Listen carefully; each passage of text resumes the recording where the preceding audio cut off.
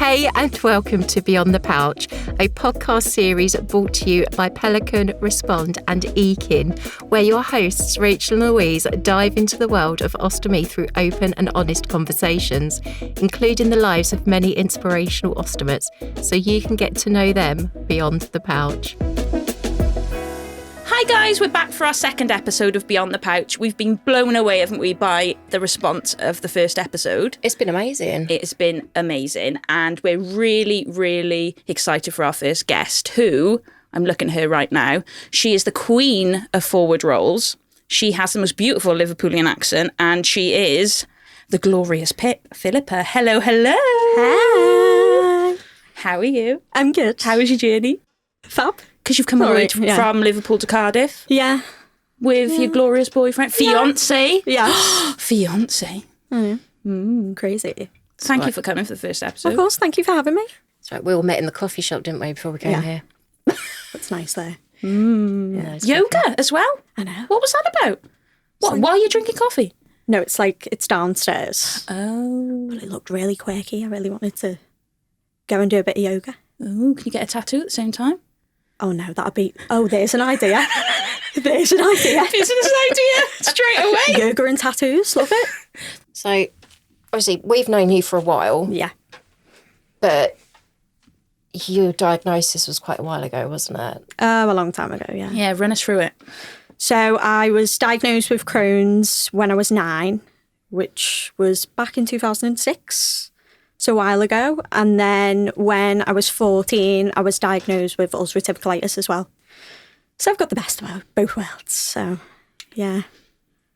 So that's... Have you got any stick online for that? Because there are a lot of people that say that you can't have Crohn's and ulcerative colitis. I get the odd comment and stuff, but it is what it is, isn't it? Why would you think you can't have both? Someone did say that to me, and, you know, as if, like, they knew all about it, when obviously they don't. They've got one thing, and because you've just come out of a bad flare, haven't you? Like literally just coming out of one, so it can just hit you at any time, can't it? Oh yeah, definitely. It's not fair, is it? It's just Crohn's is bleeding difficult to live with at the best of times. So and the fact that it just crops up out of nowhere as well. It's stress related more with me. What sets me off into a flare, which is really annoying. So it could just be like the tiniest thing that sets me off, but it's stressful. But you get on with it. How do you stop yourself from getting stressed then? Do you have to consciously think about keeping yourself not stressed all the time, or is it just... It depends what it is, but so let me what did I do last year? That I had a really bad flare last year, and I would have my driving test. That's what it was. So from that and it was all exciting though as well because it passed. Yeah. But I was poorly for like a week. Oh. So even just like happy stress. Yeah, like anything I suppose that adrenaline or stress hormones is going to make you have a flare.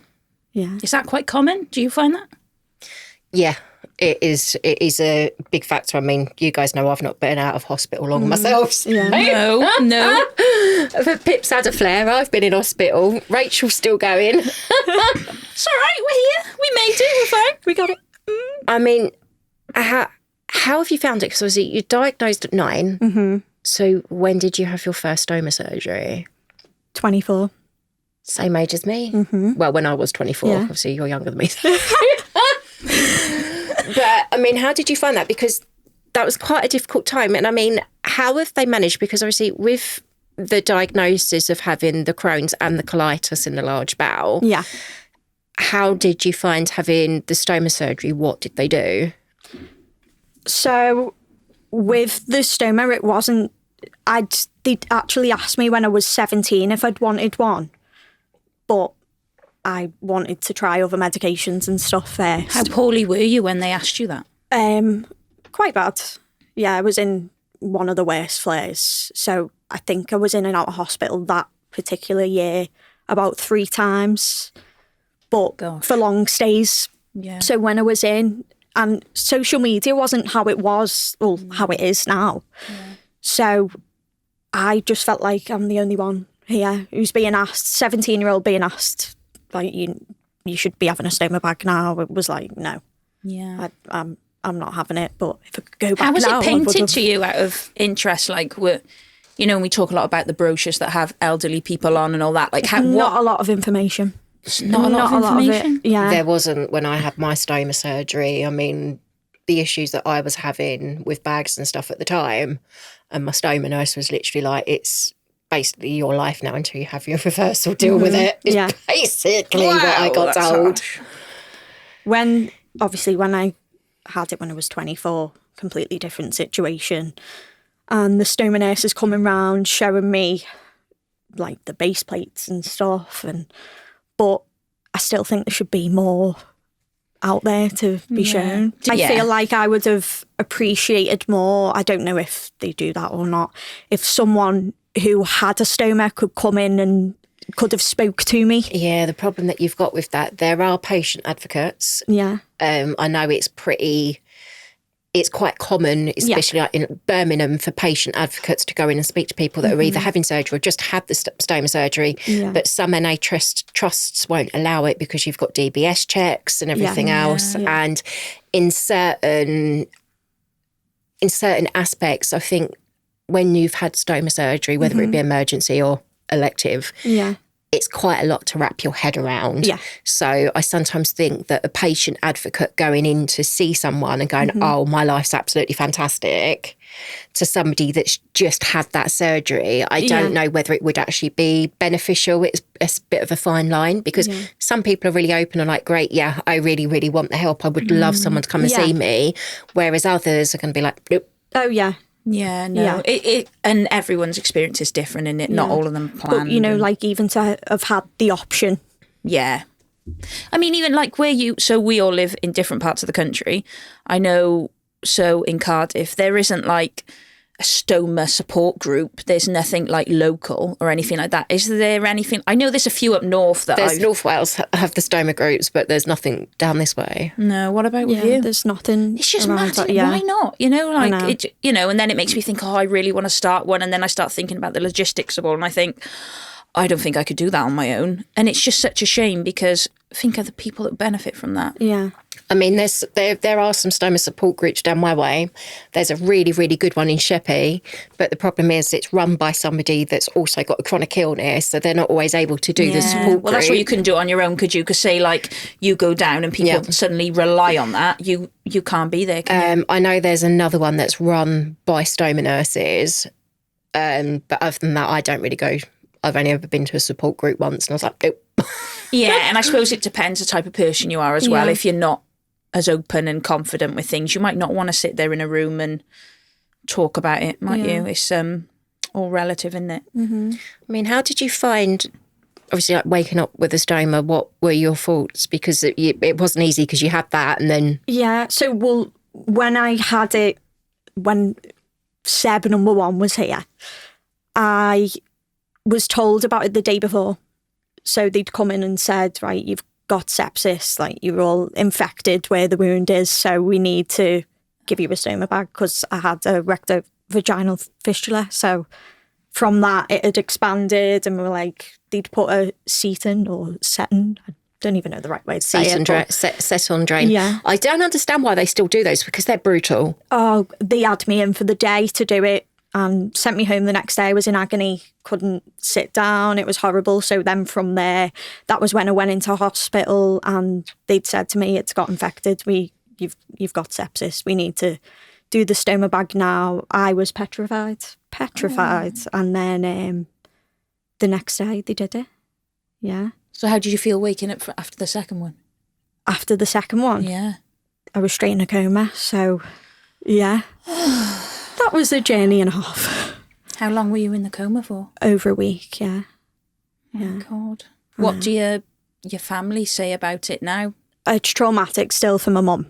Oh. Like, really traumatic. But I feel like the more I talk about it, even with them, like, it gets it off your chest. But It gets it off your chest, but it's quite traumatic because they've been there and witnessed it. Yeah, whereas I'm in my own little world, like, la, la, la, like, not knowing what's going on. But oh, my God. Because I met your mum, didn't I? And I came to visit you about a month ago, and you have the most supportive, loving family in the world. Yeah. And it still must have been horrific. Yeah. So, because I had no idea that I'd been in a coma.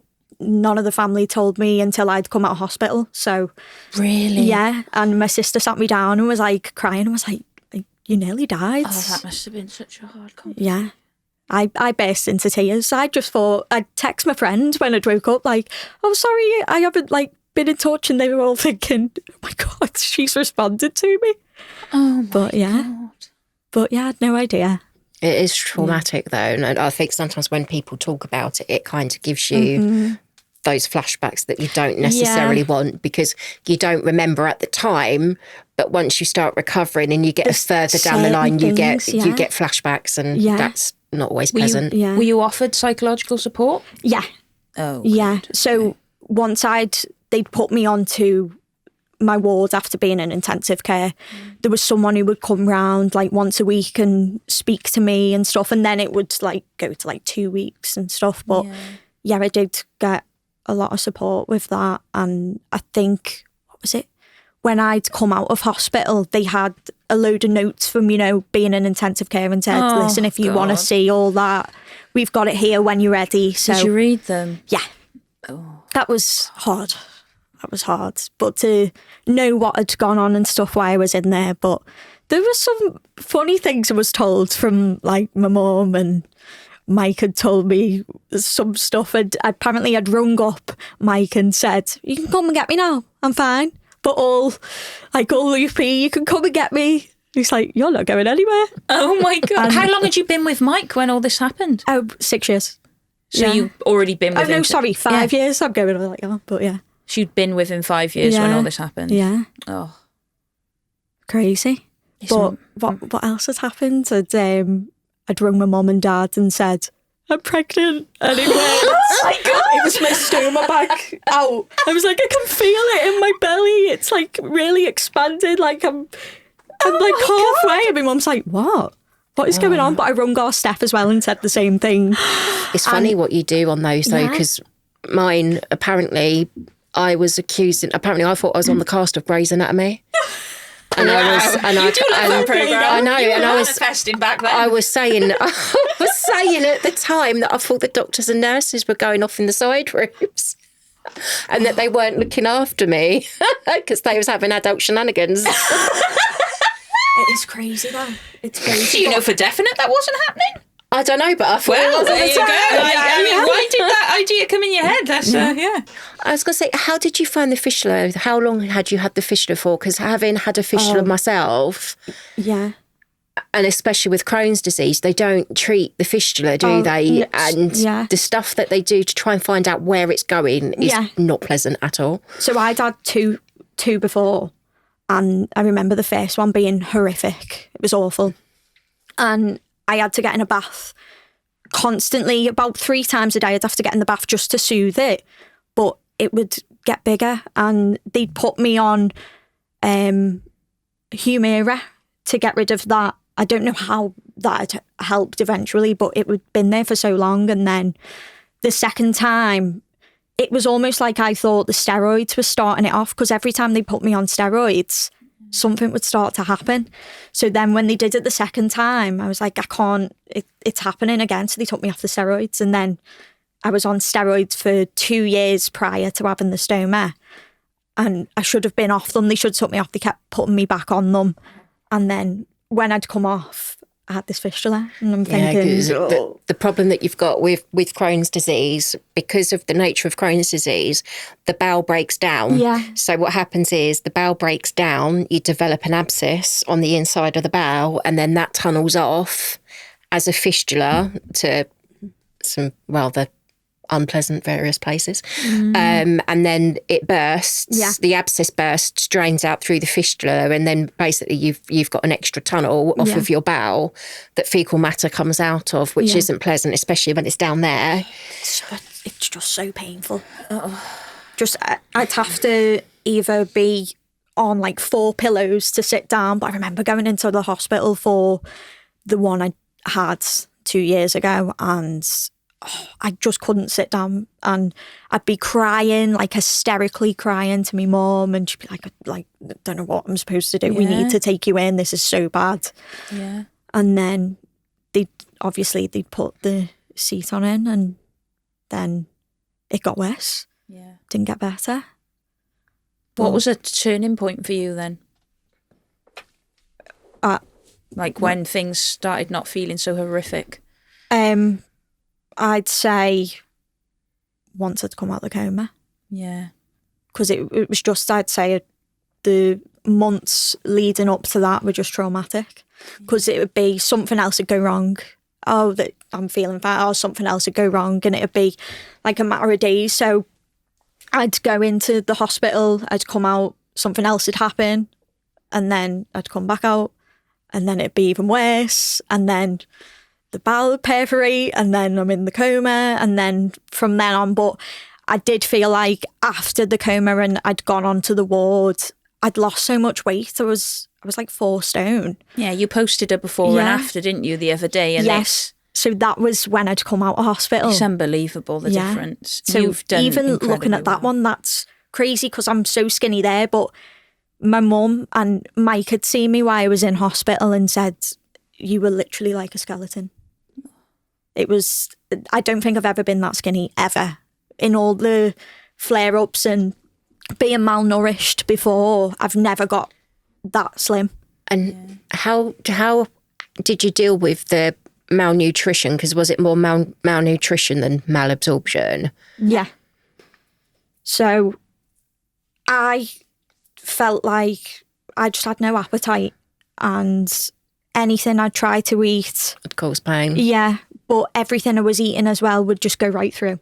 Yeah. So it was, did you have TPN?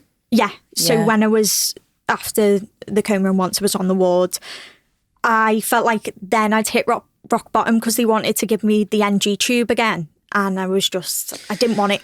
I've had it so many times, but at this point I just did not want it. But it would have gone right through you anyway, and that's so TPN, for those that don't know, is total parental nutrition. So broken down macros and micros are put directly into the vein, and that's how Next to your heart. Yeah.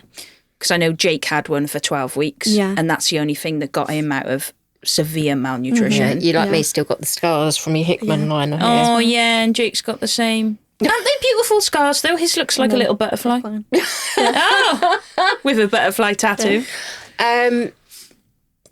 Yeah, no, I agree with you with the NG tubes, because I always end up with post-op ileus, and they're like, you need an NG tube. I'm like, no, you will have to fight me and sedate me to get one done. I do think worse than the NG, though, I hate the ones with the bile bag attached, because they're more thicker as well. So when they're getting them in, that's I just find that worse. But I did have the NG tube and had TPN at the same time. And you had them at the same time? Yeah. Yeah.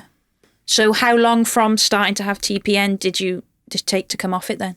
I think, so I was in hospital for 2.5 months. Yeah. So I think I was on TPN probably over 1.5 months. And did they have to like build you up and then wean you off? Yeah. Yeah. But then it was like, try and have a little something to eat. And then once I remember them bringing in a crumpet, and I was like, okay, let me try it. And I only had like half of it, but I was so made up. It was like a proper big milestone. She's at half a crumpet. I think the problem that you've got, though, when you're eating, especially whilst you're still on TPN, you can taste.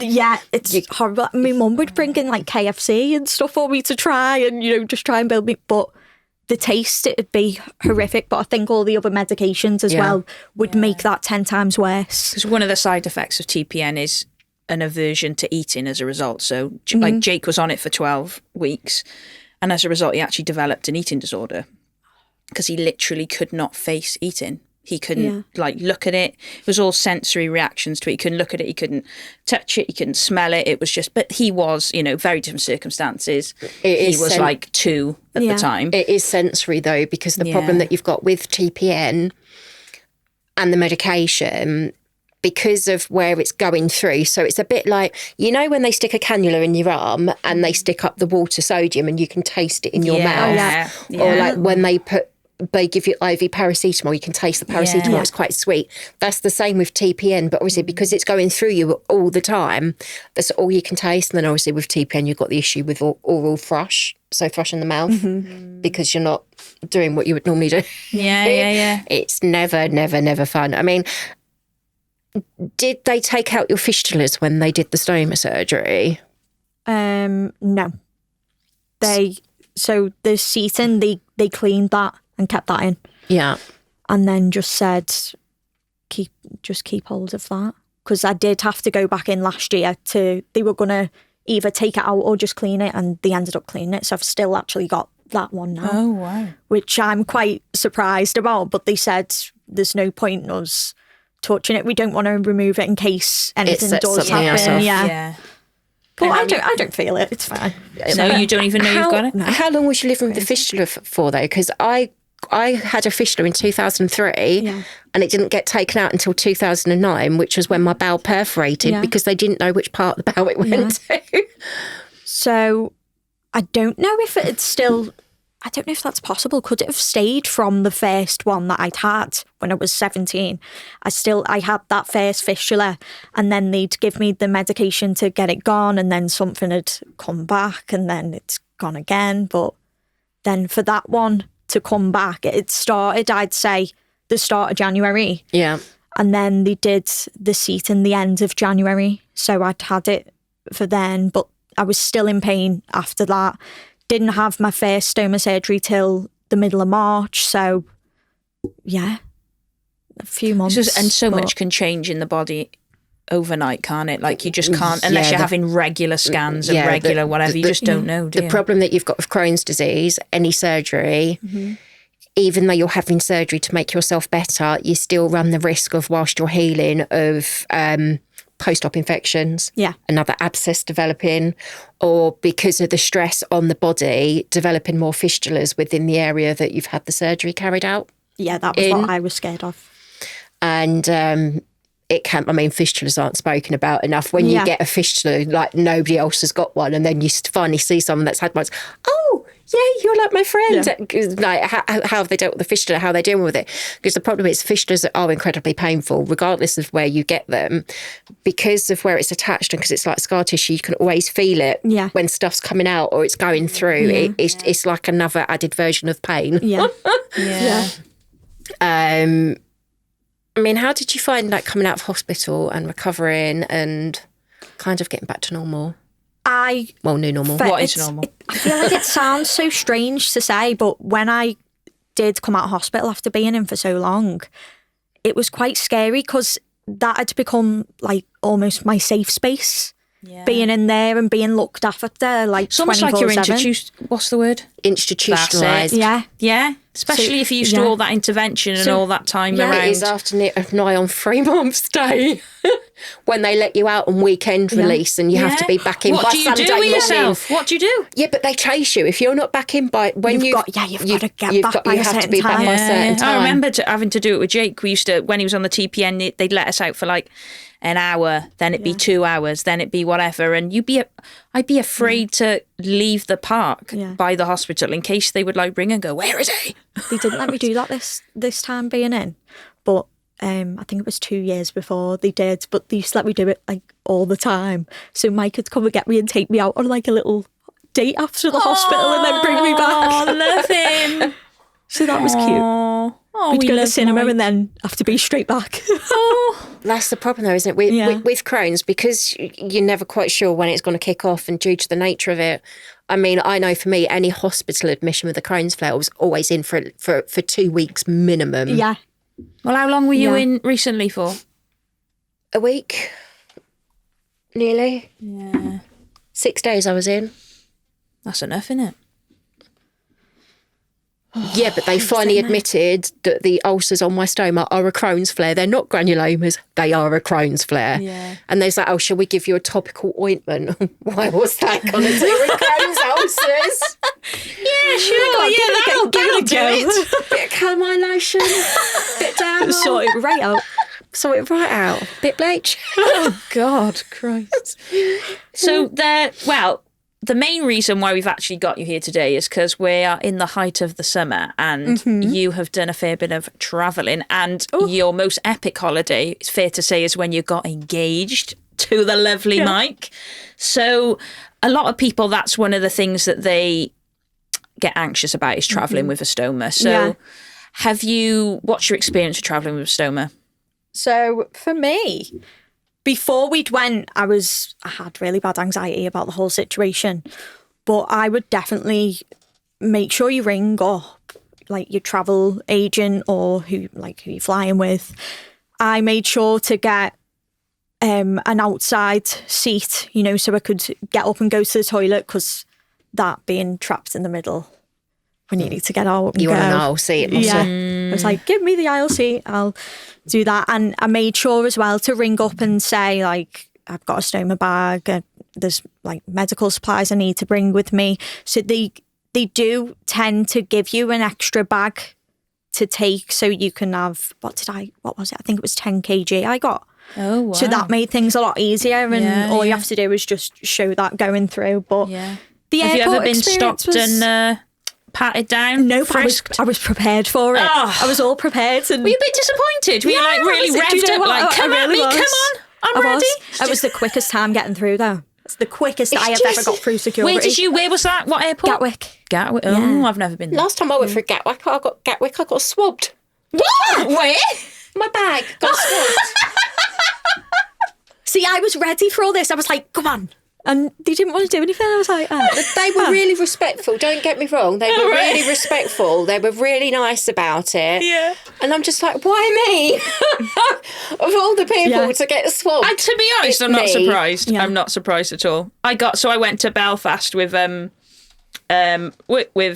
Pelican actually last week, and you kind of psych yourself up, don't you? Like you're in the queue, you're getting ready to like prepared get for your it, stuff out, and you're like, come on, game time, come on, and then I was kind of, it's like you get yourself all built up, and then you're like, oh. Yeah, but have you not noticed the Irish, especially with like airports and their security and bag checks, they are stoma aware. Yeah.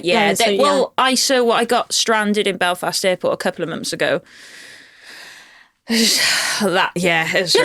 It's just, We don't talk about it. We don't talk about that. I got frisked 3 times. Oh. You'd have loved it. You'd have been well up for it. So the one time they just patted me down, they were like, what's that? And I thought, stoma bag. And they were like, okay, that's fine, crack on.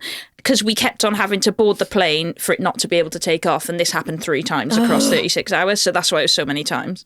And then the second time, I think they did the whole like portable scanning thing all over me. And they were like, what is it? Told them. And they said, can you just show us? So I just whipped it out. And then I think the third time they asked me to go to a separate room. And then that's when you think, oh, this is like these documentaries my mother would watch, like the Drug Squad or whatever. Like Australia when they check your bags for all the dodgy stuff people bring back from abroad and that. It was like, I was like, ooh, my mum would be well excited. See inside one of these rooms. I think the thing is, and this is the thing, and this is what's been said to me before on occasion, people are quite willing to do anything to get things through to security, out of the country. So you can kind of understand why they're swabbing you, but I think you just tend to take it a bit more personally if it's always you that happens to. I've never heard of anyone getting swabbed. I mean, I get why, but I mean, So do you wear a 2-piece or a 1-piece? 1-piece. Oh, so did you take your bag off then? Had to do a bag change and all that jazz? Or did you get the swab up in there? No, they just literally swabbed the outlet of my bag. Oh, right. I thought, they swabbed the outlet of my bag and run it through the machine and it come back clear for fecal matter. And off we went. It's poo. It's poo. It's definitely not got anything in there. How did that process take? Minutes. Oh, there you go. Literally minutes. I wonder how often they do that. Do you know what it is? I think because of me, because my output is so high and because I can't always control it, I'd emptied my bag, but I'd had a coffee. Yeah. And it had flushed straight through me because I hadn't eaten. So, of course, by the time I'd gone through the body scanner, my bag's going, hello, toilet. So what do you guys do before a flight or anything then in terms of your oral intake? Do you think about it? You're conscious of it? What do you do? A little bit. I made sure definitely before I got to the airport to have loperamide, like Imodium. Do you have that anyway, or is that just as a precaution? I'll have it on me because mine does tend to be watery. If I'm getting anxious and stuff as well. Yeah, of course. Bad It's that stress factor again. Yeah. I I think the other thing as well, I mean, I know when I was fully intact and I used to travel abroad, my stomach used to be absolutely awful the entire time on holiday. Yeah. I find it's a lot easier now since having my stoma. Yeah. But I think there's always that worry, isn't there? There's always that thing that, your bag could explode whilst you're on the plane. Yeah, I mean, you ever come up with that? I don't know. My bag's never blown up. Is that a myth? No, mine hasn't. Does that happen? Someone said that to me and they were like, don't drink any fizzy drinks before you go. And I was like, well, why? I want one. I want a Prosecco with the Like, if I got engaged on holiday, I'd want champers on the way back. Yeah. And I wouldn't care if my bag blew up. I'd just go and let the air out in the toilet. That was fine. Yeah. It was all good.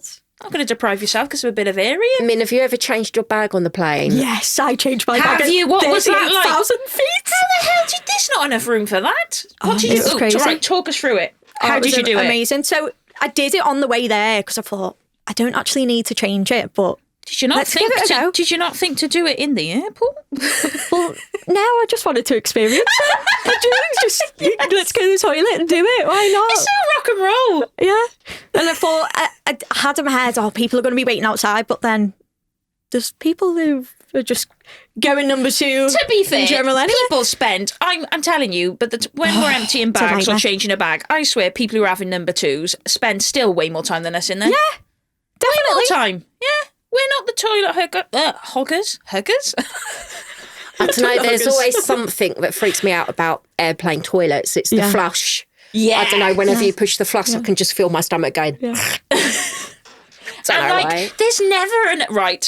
never enough water that gets down there. I'm not being funny. It can't just be me. My waste never goes all in one flush. It doesn't. No, it's crap. No, so then I stand there, do the whole, wait a few seconds, look at myself in the mirror, check how much crap I look like because I'm on a plane. Yeah. And then you're like, flush again, still none. And then I'm like, right, do I get some tissue? That's what I had to do. I know. Anyone who says they haven't done that is a liar. Yeah. Portaloos, you have to put Portaloos, you have to put the tissue down there before you empty your bag, or else there's hell to pay. Oh no. Oh well, I'm going to Oktoberfest in September. So I take extra tissue with me. Is that? I literally have a roll of toilet roll in my stoma bag if I'm going to. Well, I don't know what it's going to be like. I'm kind of just pretending like it's going to be fine. Yeah. But there's going to be a lot of poo created in that situation. Yeah. So for a couple of days. So yeah, I mean it's not going to be pleasant, is it? But like I just said, you can't not live your life and do what you need to do just because of a bag. You just got to get on with it and adapt. Yeah. I think that's the thing, though. There's the misconception about stoma bags is the fact that you license. Well, I don't understand the taboo that's behind it, but there's just so much taboo still. Yeah. You shouldn't have your bag out. You shouldn't be doing this. You can't wear this. You can't do that. You can do anything that normal. But do what you want to do. People that have normal plumbing do. Do what you want to do. Yeah. I mean, sometimes I might use my stoma as an excuse not to do things. Right. We've all been there. Yeah. Anyone who says they haven't done that is also a liar. Yeah. Ooh, that could be a new segment for the podcast. What have you got out of and used your stoma as an excuse? That's a great one. Right. If anyone who's listening now, top 10 excuses let us on know how to get out of things. Yeah, with I'd a love stoma. to know what people have used. Yeah, I'd love to know. Ooh, I'm trying to think. What have I got out of? I know, I'm trying to think. Can you think of something? I'm not sure if I've actually used it. Oh, Go into my mum's. Go on. Go into my mum's. Oh. Sorry, do you think Mum. people use it as an excuse to not go to work?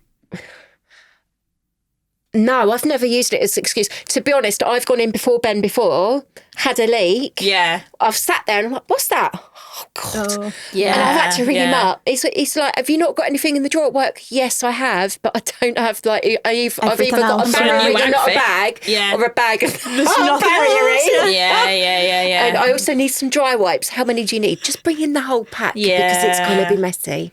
I worked in an office in a primary school a few months back, and I remember just sitting at the office, it was like 10 o'clock or whatever, and I just, when you just feel that hot, like you've peed yourself running down your groin vibe, which no one enjoys.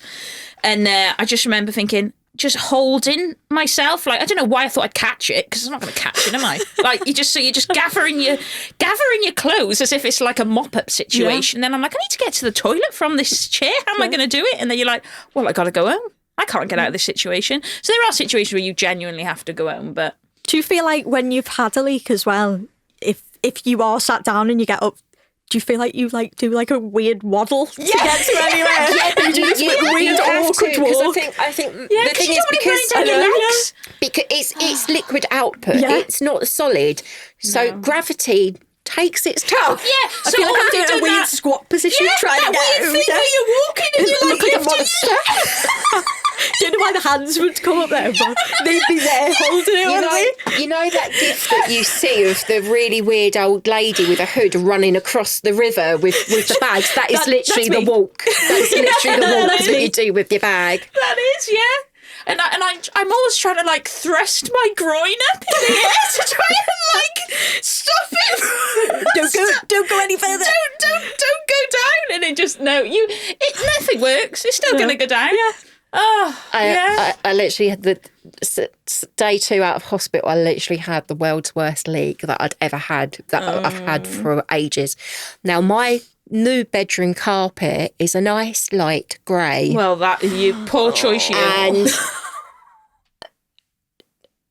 I'd ballooned, because of the meds, and obviously the balloon had come off, so the wind had pushed it off, and then obviously my output's like pure liquid, so it was everywhere. I mean, I had to wash the duvets, the sheets, had to scrub my mattress with Dr. Becker. Yes, I have had some of that upstairs and downstairs for those situations. And Brilliant. I then had to clean the bedroom carpet, because where my bed's so high up, because I need the bed high up to be able to get off, I got off, and there was just like a little trail following me We've all created the trails. Yeah. It's like when you get your period and you don't expect it. It's that dreaded trail. Let's not pretend that doesn't happen either. Then you've got the Dr. Becker at 4 o'clock in the morning on the bedroom carpet. Falling the trail back up to the bed. So do you have a mattress protector on I do yours? now. I have Colitis. But it's not enough though. Like unless it's like a wet sheet one. Yeah, it protects the mattress, but it doesn't protect the stuff that goes over you, on you, or around you. Yeah. So the carpet in my bedroom is like, I've had it professionally cleaned like 2 or 3 times, and it cannot be clean, because from Jake being a newborn and losing 4 litres of stool a day, love him. When that leaked, you just can't get that out of a carpet. You can't. And then you're like, do I get laminate, because then it's wipeable? But then even with laminate, like, it kind of spreads. That would surely, it would just settle. Yeah, like that to me is more ick than the carpet, because at least I can proper try and clean the carpet. But I can't imagine taking that lino up. No. That's just some of the things that we live with. But this is the thing. This is the reality. It's not. Nothing is perfect. Yeah. I mean, there are some people that will never have a leak. Good on you.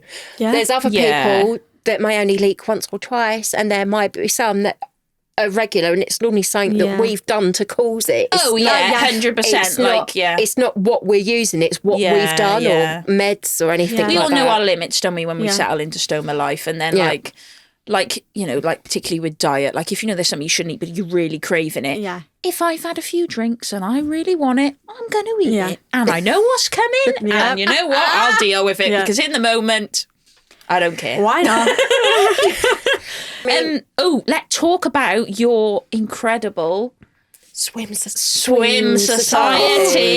It was unreal. It was so good. What was it like? I mean, you looked incredible. Let's start off with that. So empowering. Was it literally a shout out, like an open casting? Yeah, so they did like an Instagram post and said, you need to post like a photo of yourself or like explain about yourself. You're the queen of like ostomy bikini shots, mind. Like literally incredible. I mean, how many bikinis do you think you own? Do you know what? I don't know. I need like a full-on separate wardrobe. You need Mike to like work it out. I know, he probably has no idea. I don't think he even knows I have that many as well. Oh, that's awkward. Sorry. No, but it was so good. Everyone was just so empowering and, you know, just, you had all like your hype girls there. It was amazing. Oh, God, there's nothing better than a hype girl. But I felt like I felt like Kris Jenner for all the girls, like, oh, come on, go for it. It was so good there, and Montana's so lovely as well. She's just like one of the girls. She's due a baby, isn't she now? She's got a baby now. Oh, she? So cute. It was absolutely amazing to see, though. Yeah, it was. Until I had a look at the price of them, I was like, I cannot warrant spending they're that on expensive, the bit of but they material. are Did you get some gorgeous. freebies out of it? Yeah, I got a few, yeah. I mean, how did you feel doing it? Because, you know, if you're the only one there with a stoma bag. There was another girl there who had one as well, but I did think I was the only was that one someone going we in. know of? I think it's nice, though, that there seems to be a thing now, not obviously like mainstream brands or mainstream shops, but it seems to be that more people, especially with regards to like the swimwear and bits and pieces Mary like Rose, that. Mary she Rose smashed it with Pretty Little Thing. How incredible. amazing! So Mary Rose, who we all know and have met, who is lovely, she smashed it with Pretty Little Thing, didn't she? Really with did. with the bikinis and everything. How insane did she look? The photos looked incredible. So good. Insane. It is so nice to see, though, people with the stomas being represented for things that people as ostomates that we are going to want to wear when we're abroad or wear when we want to go shopping. You know, swimwear, you only see it during the spring and summer months.